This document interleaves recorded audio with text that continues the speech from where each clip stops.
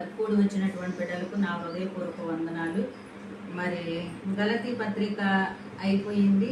తర్వాత మనం ఎఫెసీ పత్రిక మొదలు పెట్టుకుంటున్నాము. ఎఫెసీ పత్రిక మొదటి అధ్యాయం మనం చదువుకున్నాము. సరే, ముందుగా మనం వచ్చేది తక్కువ మందే కాబట్టి మరి తక్కువ మంది ఉన్నప్పుడు దేవుడు మీ మధ్య ఉండను, గుంపుగా ఉన్నప్పుడే ఉంటానని చెప్పాడా? అది దేవునికి స్తోత్రం. 2-3 కూడి ఉన్నా కానీ నేను మీ మధ్య ఉంటానని సెలవిచ్చాడు అనమాట దేవుడు. సంఘంలో ఎవరు లేరు, మరి మేము మట్టికే వస్తున్నాము అని చెప్పని మనము నిరాశ అనేది అస్సలు చెందకూడదు. ఎందుకంటే దేవుని వాక్యము 2 3 ఒక్కరున్నా వాక్యమే.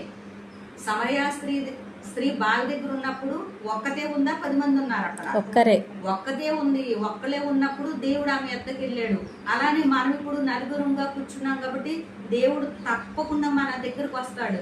ఇది దేవుని సన్నిధి, దేవుని మందిరము, దేవుని గృహం. ఇది దేవుడు నిత్యము ఇక్కడ నా కనుదృష్టి ఉంచుతానని చెప్పి సొలొమోన్ గారు వాగ్దానం ఇచ్చాడు. కాబట్టి ఈ సన్నిధిలో ఎంత మంది వచ్చేమనేది కాదు, ఏ స్థితిలో ఏ రీతిలో హృదయపూర్వకంగా కష్టమున్నా బాధున్నా పనులున్నా ఏమున్నా సమస్తాన్ని కూడా వెనక్కు తోసేసి దేవుని సన్నిధికి ఆతృతతో పరిగెడితే దేవుడు గొప్ప కార్యం చేస్తాడు. హల్లెలూయా, హల్లెలూయా. అయితే ఎఫెసీ పత్రిక మనము కొన్ని మాటలు ధ్యానిద్దాము, కానీ చదువుకుంటే వెళ్దాము.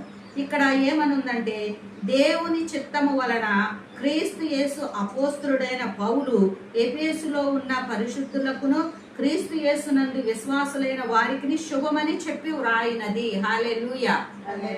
ఎవరికి రాస్తున్నాడు?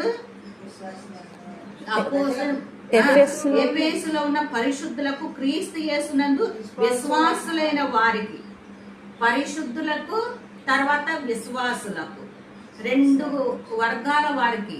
అంటే విశ్వాసంలో ఉన్న వాళ్ళు పరిశుద్ధులుగా ఉండొచ్చు, ఉండకపోవచ్చు. విశ్వాసం అయితే ఉంటది కానీ పరిశుద్ధముగా ఉండరు.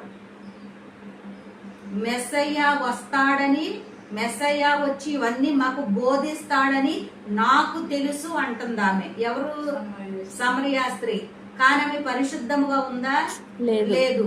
రాహాబంది, మీ దేవుడు ఈ దేశాన్ని ఇస్తాడు, మీ దేవుడు గొప్ప దేవుడు, బలవంతుడని మరి నాకు భయం వేస్తుందని చెప్పి అంటది అనమాట. యెహోషువ గ్రంథంలో నాకు భయం వేస్తుంది.